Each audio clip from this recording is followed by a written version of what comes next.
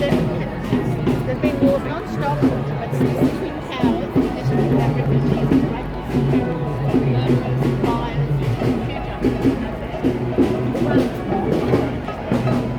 Let's have the base of home. Bring that. Or a base of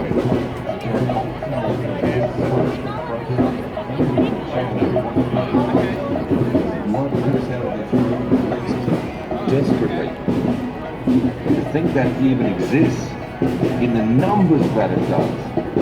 What I'm talking about is a few bad people around that do that. I'm talking about this is the norm.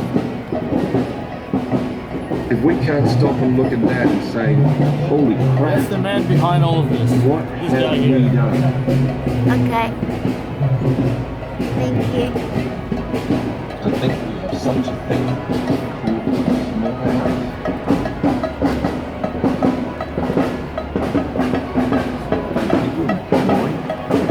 Grab an animal, use electric prods to force it to go where they want, to jam bolts in their heads, to slice their throats up, hang them from chains and watch them die as blood drips out of their throat and their legs kick, desperate.